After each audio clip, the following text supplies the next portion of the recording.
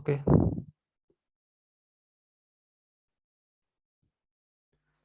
Fourth generation होगी आप लोगों की। फोर्थ जनरेशन में हम बात करेंगे। अच्छा, एक चीज आप लोगों ने ध्यान रखनी है, इसमें जो आप लोगों की स्टोरेज होगी वो तो आप लोगों को पता है ऑलरेडी, मैं आप लोगों को बता चुका हूँ, हार्ड डिस्क ड्राइव रहेगी। ये तो कॉमन है क्योंकि थर्ड जनरेशन में आप लोगों का ये था। अच्छा, आप लोगों को अभी ड्राइव शेयर नहीं की है मैंने। ओके, ठीक है। मैंने आप लोगों में से कुछ एक स्टूडेंट को ऑलरेडी बताया था कि मेरा गूगल ड्राइव का जो स्टोरेज है वो टोटली खत्म हो चुका है। तो मैंने पेमेंट तो कर दी है स्टोरेज के लिए, अभी मेरा स्टोरेज खुद ही नहीं आया है। ठीक है, तो मैं आपका लेक्चर कहाँ पे स्टोर करूँगा, बिकॉज मेरे पास लगभग 10 से 12 कोर्स हैं, वो टोटल ड्राइव को कवर कर चुके हैं। लगभग 100+ GB का है डाटा उसमें ना, तो उनको डिलीट भी नहीं कर सकता। तो आपके लिए डाटा अरेंज हो जाएगा। 30 GB का डाटा के लिए मैंने स्टोरेज के लिए रिक्वेस्ट की है, पैसे भी कट चुके हैं, बट अभी तक आया नहीं है। ठीक है, तो शायद आज आ जाए, तो वहां से हम कवर कर लेंगे। फोर्थ जनरेशन में जो हमारा स्टोरेज होगा वो हार्ड डिस्क ड्राइव होगा। ये चीज़ आप लोगों ने ध्यान रखना। इसमें आप लोगों ने याद रखना है कि इनपुट डिवाइस जो आप लोगों का था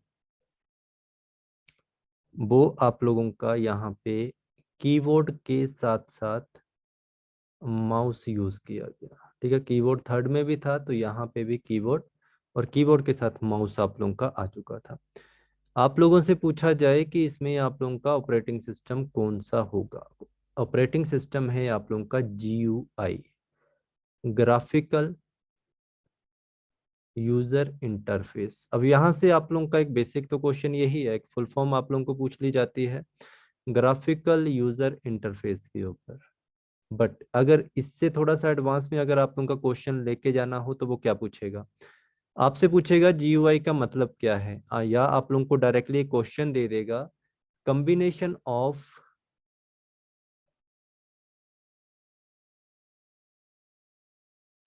आइकन्स एंड मेनू।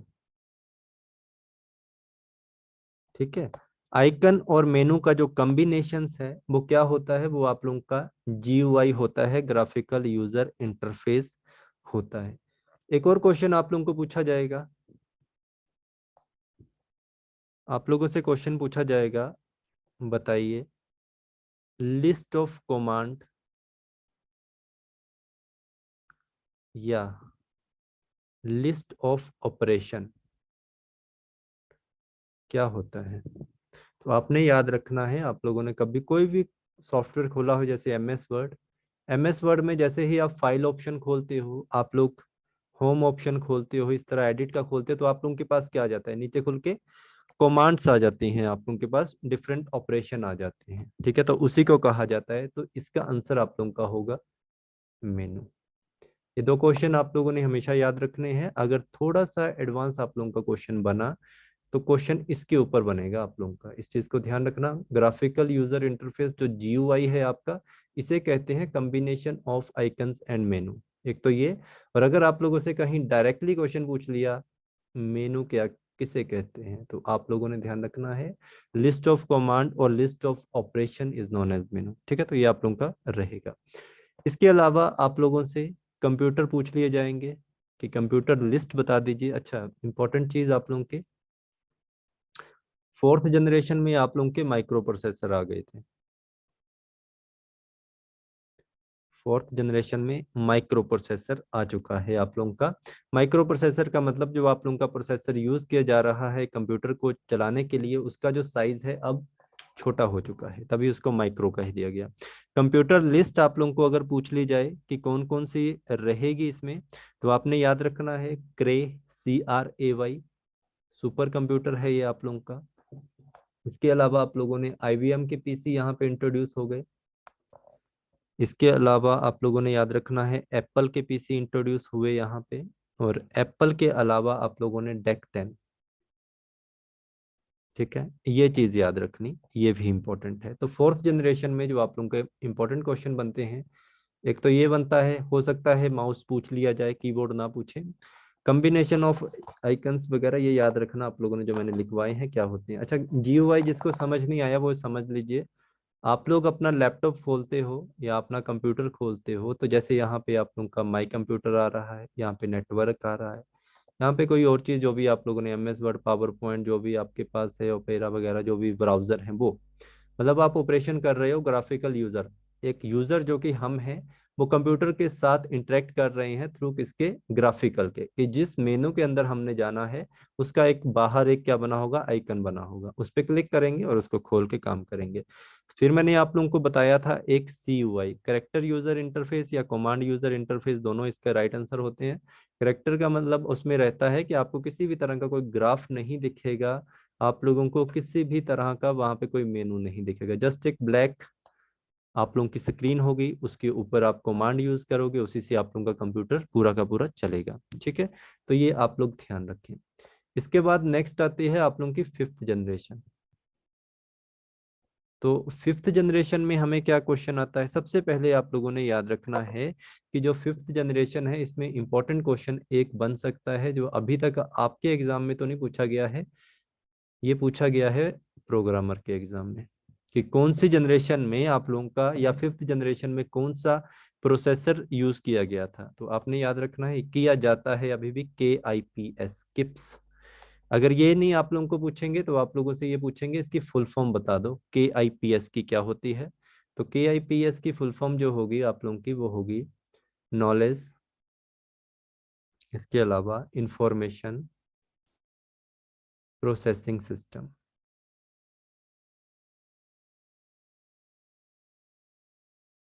ठीक है, तो ये चीज आप लोग ध्यान रखें, ये क्वेश्चन आप लोगों को आ सकता है, नॉलेज इंफॉर्मेशन प्रोसेसिंग सिस्टम किसका प्रोसेसर है, तो ये आप लोगों का फिफ्थ जनरेशन का है। इसके बाद आप लोगों ने ध्यान रखना है, फिफ्थ जनरेशन जो आप लोगों का है ये वर्क कर रहा है आपके रोबोटिक पे, ये ध्यान रखना। आर्टिफिशियल इंटेलिजेंस, एआई जो होती है आर्टिफिशियल इंटेलिजेंस, और एक होता है न्यूरल नेटवर्क, न्यूरल नेटवर्क, इसको ध्यान रखना, और मशीन लर्निंग। ये कुछ एक चीज़ें हैं आप लोगों को, ये कीवर्ड याद रखने हैं जो आपके एग्जाम में पूछे जा सकते हैं, कि बताइए ये किन किन से रिलेटेड है। अब यहाँ से जो सोचा जाए तो दो क्वेश्चन आप लोगों के बनते हैं। सबसे पहले तो आप लोगों ने एक चीज याद रखनी है कि जो आप लोगों का फिफ्थ जनरेशन है उसमें आप लोगों ने सबसे पहले क्या याद रखना है। अच्छा, इसके साथ ये भी लिख लो चाहे, नैनो टेक्नोलॉजी, ये तो वर्ड सुना होगा, ये भी पूछ लेंगे, तो इसको भी आप लोगों ने ध्यान रखना है। आप लोगों से क्वेश्चन पूछा जाएगा कि वह टेक्नोलॉजी, ठीक है, या ऐसी कौन सी टेक्नोलॉजी है जो साइज को रिड्यूस करने के लिए यूज की जाती है। तो साइज को रिड्यूस करने के लिए जो टेक्नोलॉजी यूज करेंगे वो आप लोगों की नैनो टेक्नोलॉजी होगी, जो नाम से ही आप लोगों को बता रहा है। इसके बाद आप लोगों से पूछा जा सकता है कि जिस तरह एक ह्यूमन या ऐसी कोई भी टेक्नोलॉजी जो वर्क करती है या कार्य करती है लाइक अ ह्यूमन, तो आर्टिफिशियल इंटेलिजेंस है। रोबोटिक का आप लोगों को पता ही है कि किस तरह से आप लोगों का काम करेगा। फिर आता है न्यूरल अंडरस्टैंडिंग। न्यूरल अंडरस्टैंडिंग का मतलब होता है कि जो आप लोगों का कंप्यूटर होगा वो अपनी अंडरस्टैंडिंग से काम करेगा। ठीक है, न्यूरल नेटवर्क जो आप लोगों का होगा, इसमें जो आपका कंप्यूटर होगा वो अपनी अंडरस्टैंडिंग से काम करेगा। ठीक है, जैसे आने वाले समय में ऐसे कंप्यूटर आने वाले हैं, जैसे मान लीजिए आपने आपने मान लो आप लोगों का कोई भी एग्जाम है आज से 15 दिन के बाद, आपका जो कंप्यूटर होगा वो अपने आप ही आपके सिस्टम को इस तरह से डिजाइन कर देगा कि आप लोगों के सामने ना तो कोई वीडियो आएगी, वीडियो इन द सेंस कोई मूवीज वगैरह की वीडियो या कोई भी एंटरटेनमेंट पर्पस की वीडियोज आपके सामने नहीं आएंगी, या आप उनको ओपन ही नहीं कर पाओगे। ऐसी ऐसी चीजें आप लोगों की आने वाली हैं जो आपको आने वाले समय में देखी जा सकती है। ठीक है, मशीन लर्निंग आप लोग जानते हैं कि मशीन लर्निंग का मतलब कि जो आप लोगों का कंप्यूटर है वो मशीन लैंग्वेज समझता हो, उसी की लर्निंग करने के लिए। अच्छा, इसमें अगर आप लोगों से पूछा जाए कि कंप्यूटर लिस्ट क्या होगा, कंप्यूटर लिस्ट आप लोगों ने याद रखना है कि कौन कौन से कंप्यूटर, एक तो रोबोट आपने याद रखना है, परम आप लोगों ने याद रखना है, नोटबुक जो आपके एप्पल वगैरह बनाते हैं वही चीज़ें हैं सारी, है ना। नोटबुक हो गया, मैकबुक हो गया, ये फिफ्थ जनरेशन के कंप्यूटर के अंतर्गत आती हैं। ये ध्यान रखना, जब आप लोगों का फिफ्थ जनरेशन लॉन्च की गई थी वो इन्हीं के ऊपर लॉन्च की गई थी, तो ये इंपॉर्टेंट चीज़ें हैं आप लोगों की। ओके, तो ये ध्यान रखें आप लोग। तो ये क्वेश्चन आप लोगों ने ध्यान में रखना है। ओके, इसके बाद आगे हम बात करेंगे। ठीक है, ये बेसिक से जितना भी फोर्थ जनरेशन फिफ्थ जनरेशन है ये कंप्यूटर आप लोगों का कंप्लीट है। इसके आगे की अगर हम बात करें तो इसको समझिए, आगे हम बात करेंगे सीपीयू के ऊपर। तो सीपीयू तो आप लोग उसी को समझते हो, ऑलरेडी जानते हो, ओल्ड स्टूडेंट हो आप लोग तो आप तुमको पता ही होगा कि सीपीयू किसे कहा जाता है। सीपीयू जो हमारे सामने होता है एक बॉक्स, जो आज तक हम समझते थे कि ये जो बॉक्स है आप लोगों का, इसी को ही सीपीयू कहा जाता है। ठीक है, तो ये सीपीयू है आप लोगों का। तो ये सीपीयू नहीं कहलाता है आप लोगों का, ये सिस्टम यूनिट होता है। सबसे पहले तो इसी को समझिए। सबसे पहले जो हम लोगों ने पढ़ना है सिस्टम यूनिट। अब सिस्टम यूनिट के ऊपर आप लोगों को क्वेश्चन क्या आते हैं। ठीक है, सिस्टम यूनिट तो हमें पता है कैबिनेट होता है, जिसे हम सिस्टम यूनिट के नाम से जानते हैं, जो हमें सामने आपके मॉनिटर कीबोर्ड के साथ रहता है। इसे मैंने आप लोगों से क्या कहा था कि सिस्टम यूनिट जो आप लोगों का है also known as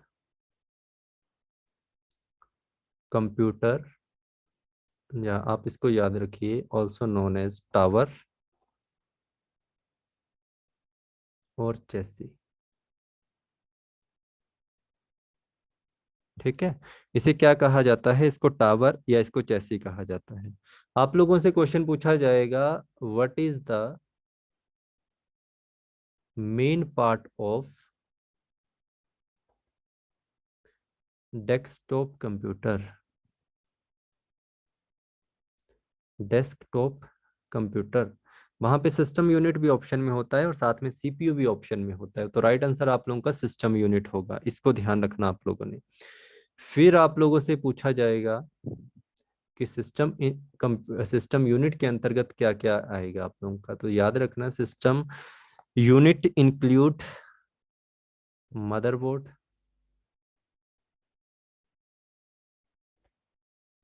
CPU, RAM and other component.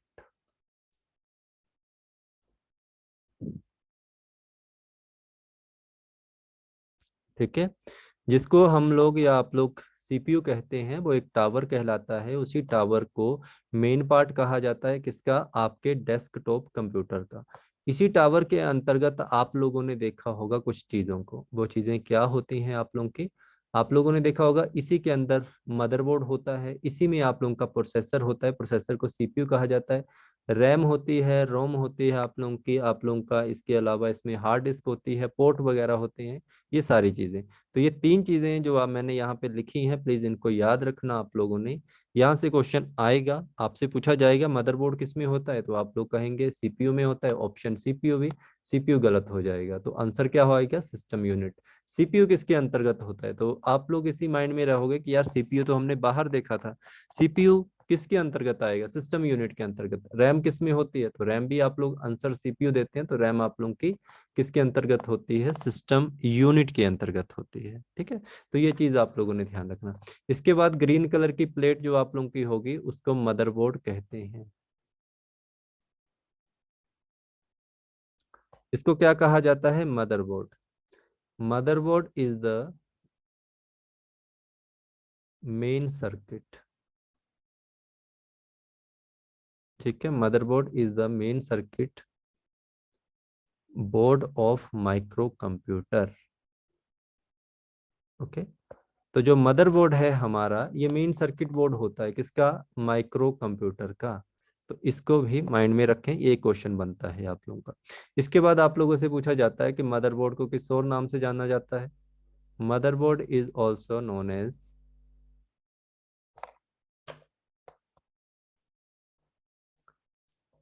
Main board और सिस्टम बोर्ड।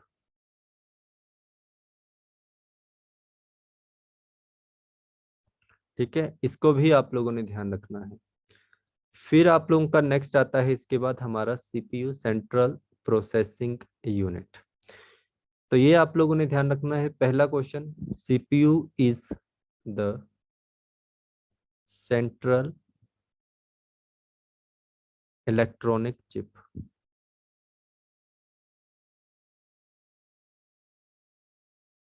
सीपीयू जो है वो एक सेंट्रल इलेक्ट्रॉनिक चिप रहती है। कार्य क्या करती है? दैट डिटरमाइन, यहां से क्वेश्चन बनेगा आप लोगों का, और that determine the processing of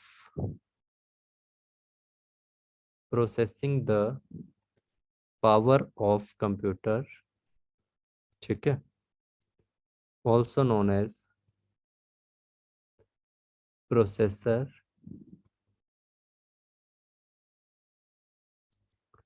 और माइक्रो प्रोसेसर।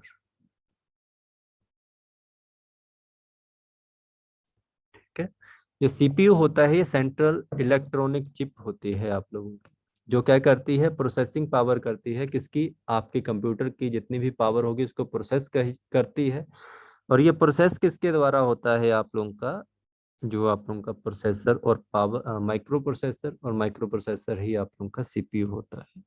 ठीक है, तो ये जो सीपीयू जो आप लोग देख रहे हो ये एक बेसिक टॉपिक है, यहाँ पे बेसिक टॉपिक है, बट इसका जो डिटेल टॉपिक होगा वो अलग एक टॉपिक होता है, उसको हम अलग से करेंगे। मैं सिर्फ आप लोगों को सिस्टम यूनिट समझा रहा हूँ। सिस्टम यूनिट के अंतर्गत क्या क्या चीजें आ रही हैं उन चीजों को बता रहा हूँ। इसके अंतर्गत आप लोगों की एक मेमोरी भी आती है। अब मेमोरी जो आप लोगों का होगा ये आप लोगों को पता है ये क्या होता है? पार्ट होता है किसका? कंप्यूटर का। और आप लोगों ने याद रखना है मेमोरी क्या काम करती है? दैट टेम्परेरी और permanently store application, document from document, हाँ ये लिखो, एंड सिस्टम ऑफ इंफॉर्मेशन। ठीक है, तो क्योंकि इसमें हम डाटा तो ट्रांसफर करेंगे नहीं, तो अभी यूएसबी वगैरह को नहीं पढ़ेंगे, वो बाद की बात है, जो डिटेल में करवा दूंगा आप लोगों को। आप लोगों से क्वेश्चन पूछा जाता है कि सिस्टम यूनिट में एक ऐसा पार्ट होता है जो कि टेम्परेरी और परमानेंटली क्या करता है? स्टोर करता है डाटा को। डाटा एज आपकी एप्लीकेशन हो सकती है, आपका डॉक्यूमेंट हो सकता है, और सिस्टम की इंफॉर्मेशन हो सकती है। इसका जो अदर पार्ट है, जैसे आप लोगों का रैम रोम हो गया, आपका डी रोम पी रोम वगैरह हो गया, वो अलग चीज़ है। ठीक है, उसको डिटेल में अलग से करेंगे। तो ये वाला एक और क्वेश्चन बनता है आप लोगों को। जस्ट मैं आप लोगों को बेसिक क्वेश्चन बता रहा हूँ कि जो बेसिकली क्या क्या क्वेश्चन आप लोगों को एग्जामिनर डायरेक्टली पूछता है, जो आप लोग गलत कर सकते हैं। ठीक है, फिर एक आता है आप लोगों का, इसी के अंतर्गत आप लोगों की ढेर सारी वायर्स लगी होती हैं। वायर्स जो आप लोगों की होती हैं वो मोस्टली यूज की जाती हैं डाटा को एक जगह से दूसरी जगह तक ट्रांसफर करने के लिए, पहुंचाने के लिए। ठीक है, तो आपसे अगर कभी भी पूछा जाए कि सिस्टम यूनिट में एक इलेक्ट्रॉनिक लाइन होती है, उस इलेक्ट्रॉनिक लाइन को क्या कहा जाता है?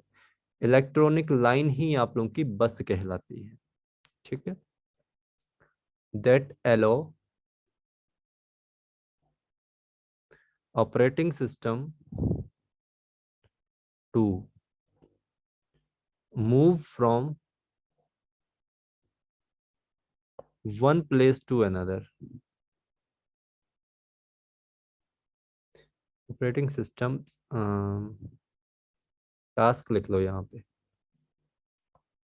One place to another place.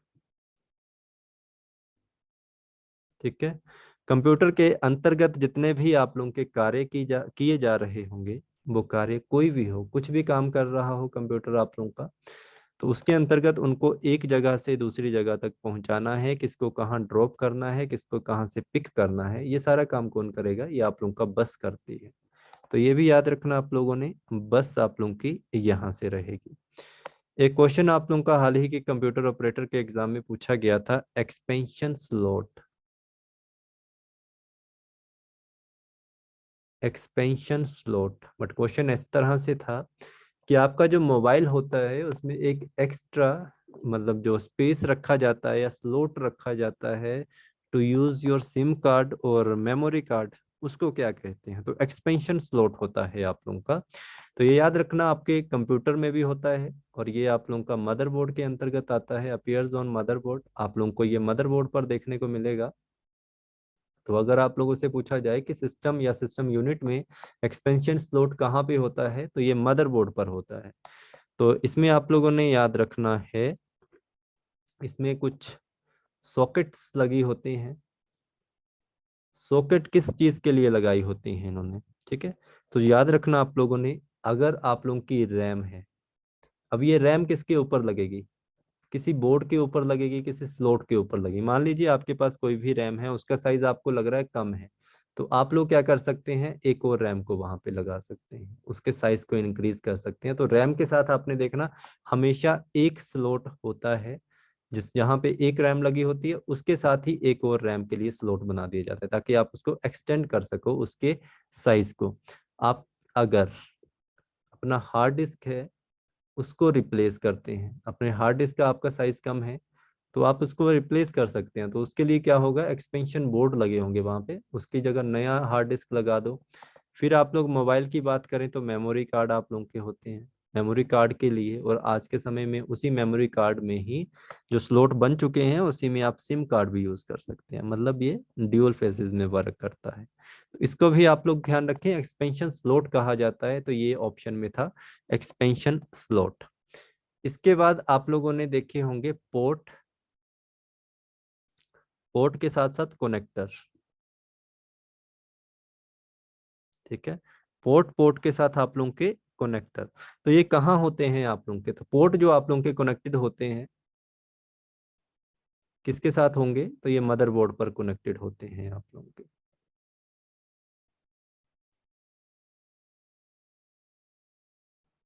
ठीक है, या आप लोगों को ये सेपरेट भी मिल जाते हैं।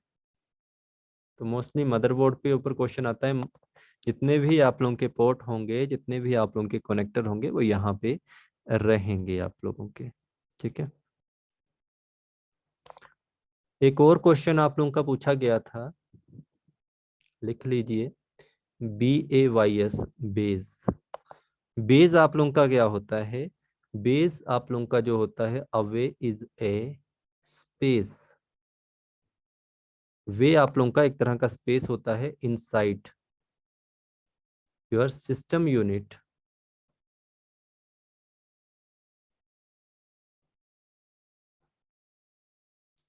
ठीक है, सिस्टम यूनिट का जो केस आप लोगों का होता है, मतलब बॉक्स जो होता है उसमें एक क्या होता है, बे होता है, जहां पे आप लोगों की वेयर अ हार्ड ड्राइव या फ्लॉपी ड्राइव, या आप लोग यहाँ पे CD रोम भी लिख सकते हैं, DVD भी लिख सकते हैं। ठीक है, CD रोम ड्राइव सिप्स। ठीक है, जो बे होता है वो क्या होगा आप लोगों का, यहाँ पे आप लोगों का हार्ड डिस्क होगी, उसके लिए स्पेशल एक जगह रखी होगी, उसके लिए एक स्ट्रक्चर बनाया होगा जहाँ पे आप क्या कर सकते हैं, हार्ड डिस्क को रख सकते हैं। उसी तरह फ्लॉपी डिस्क के लिए भी बनाया होता है। तो आप लोगों ने देखा होगा कि आपके फ्लॉपी डिस्क के लिए ऐसे कुछ स्पेस छोड़ा होता है, आपके सिस्टम यूनिट में आपके CD रोम में भी ऐसे स्पेस जोड़ा होता है, उसमें आप क्या कर देते हैं, इंसर्ट कर देते हैं अपने CD रोम को और अपने क्या कहते हैं, फ्लॉपी डिस्क को या आपके हार्ड ड्राइव को।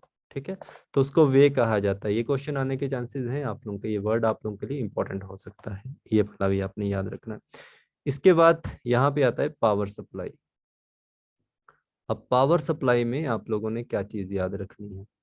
पावर सप्लाई जो आप लोगों की होती है ये क्या करती है, power supply change normal house hold electricity into electricity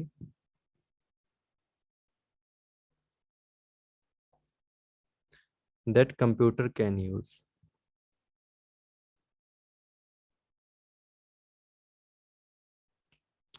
अब इसका क्या मतलब हुआ?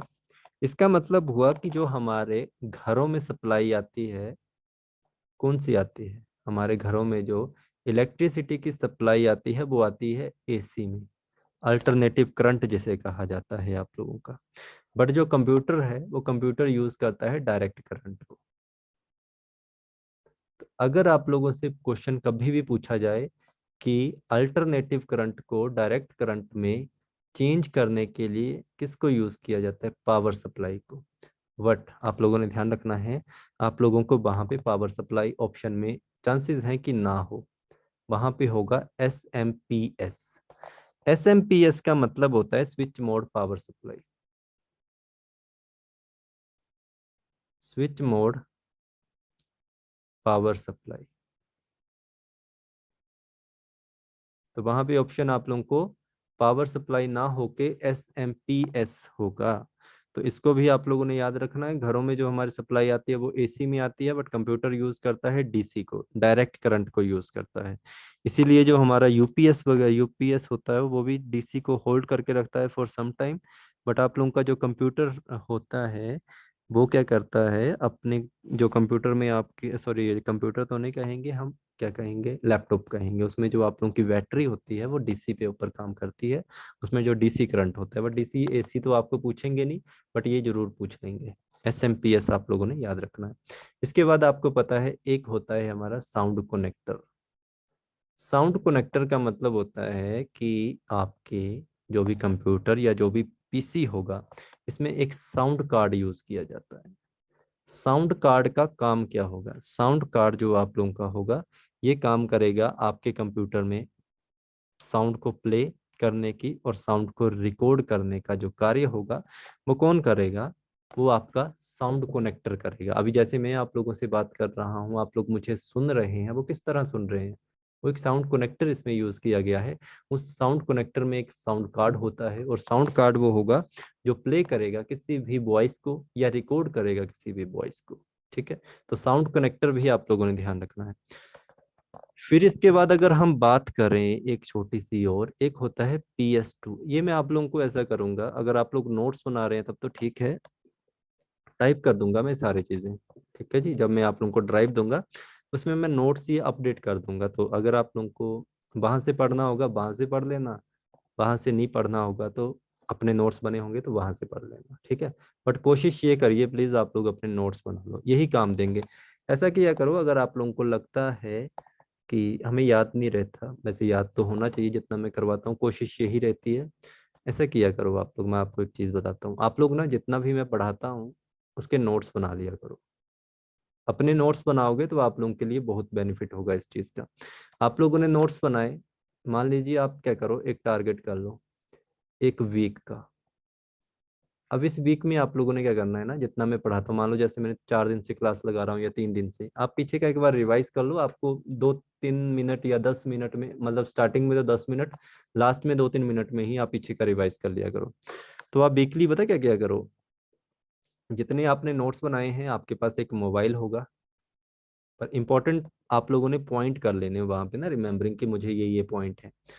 मोबाइल पकड़ना अपना, और उनको सब जितने भी आपके इंपॉर्टेंट जो भी हिंट होंगे, जो आपके नोट्स होंगे उसमें मोबाइल मेन मेन पॉइंट होंगे, उनको रिकॉर्ड कर लेना। जैसे मैंने आप लोगों को स्टार्टिंग में पढ़ाया, कंप्यूटर पढ़ाया, कंप्यूटर के जनक कौन थे, फादर कौन थे। उसके बाद मैंने आप लोगों को जनरेशन पे पढ़ाया, जितनी भी चीज़ें अभी तक मैंने आप लोगों को पढ़ाई उनको आप लोग क्या करोगे, रिकॉर्ड कर लो। और जितनी भी अभी जैसे एक हफ्ते की अगर क्लास होगी ना आप लोगों की, तो आपके अगर नोट्स आप लोगों को, आपको अगर आते हैं, आप उनको रिकॉर्ड करो मेन मेन पॉइंट को। और अगर आप उसको पूरा रिकॉर्ड कर लोगे तो वो लगभग आप लोगों की 10 से 15 मिनट की आपकी रिकॉर्डिंग होगी। तो कभी भी फ्री हुए कुछ भी हुआ तो आप लोग उसको क्या करो, प्ले कर लिया करो और सुनते रहा करो, आपकी पूरी रिवाइज हो जाएगी। फिर आप लोगों को अपने नोट्स भी नहीं देखने पड़ेंगे। जब आप अपने नोट्स देखोगे वापस, तो आप लोगों का क्या होगा, एकदम से रिवीजन हो जाएगी। तो इस चीज़ को भी आप लोग कोशिश कर सकते हो, क्योंकि मैं खुद ऐसे ही करता था। तो आप लोग चाहें तो कर सकते हैं, बाकी जिसको जैसा ठीक लगे वो वैसा करे। अच्छा, हम बात कर रहे हैं PS2 के ऊपर। ठीक है, मैंने क्या कहा, पूरे एक वीक के आप लोगों के जितने भी नोट्स बनेंगे उनको रिकॉर्ड करना, अपनी वॉइस में आप लोगों को जल्दी याद हो जाएगा। PS2 जो आप लोगों का होगा, ये स्पेशल पोर्ट होता है।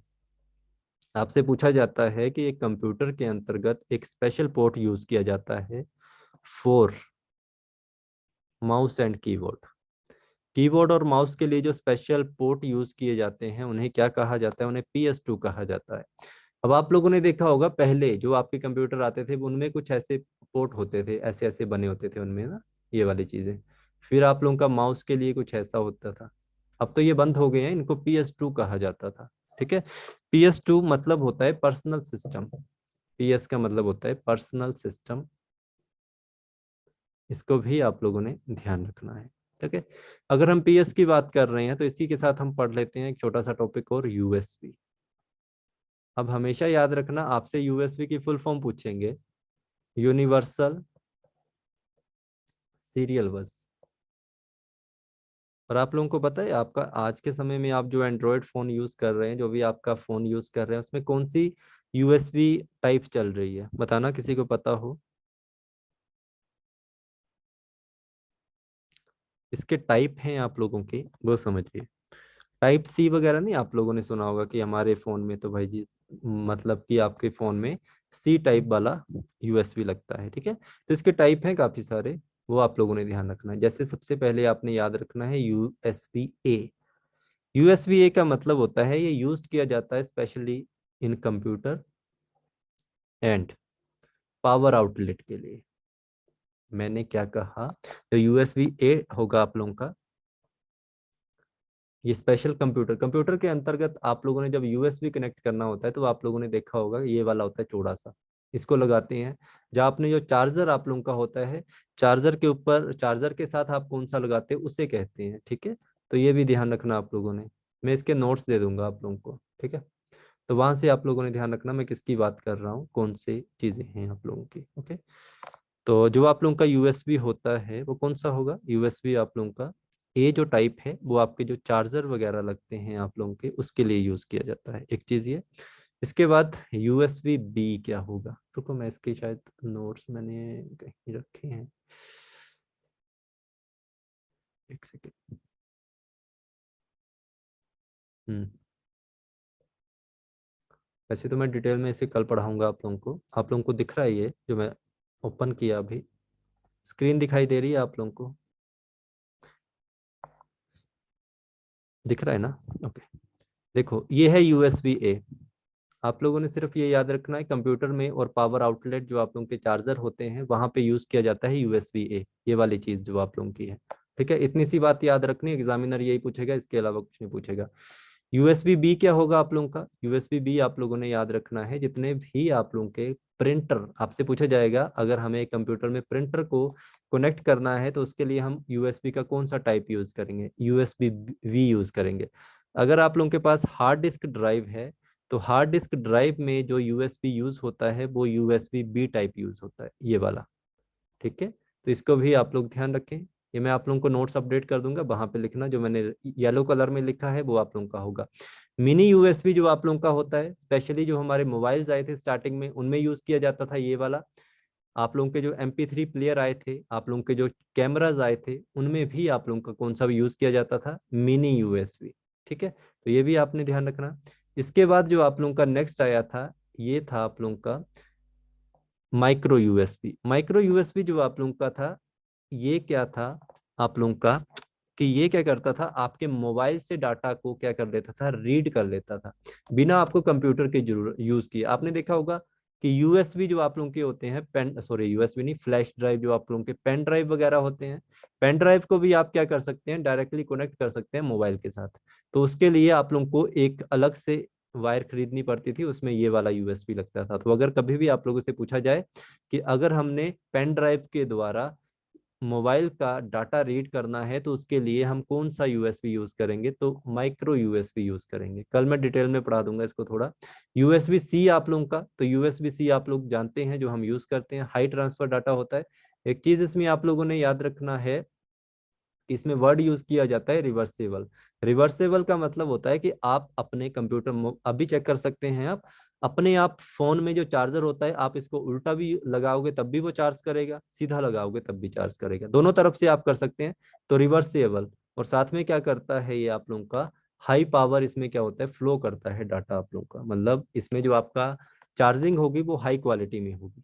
ठीक है, तो इसको भी आप लोगों ने थोड़ा ध्यान रखना है। ठीक है, आज की क्लास इतनी सी है, मैं आपको इसकी पीडीएफ दे देता हूँ। ठीक है, अपडेट करूंगा। ठीक है जी, थैंक यू सो मच। कल मैं डिटेल में पढ़ाऊंगा यूएसबी का टॉपिक, यही वाला।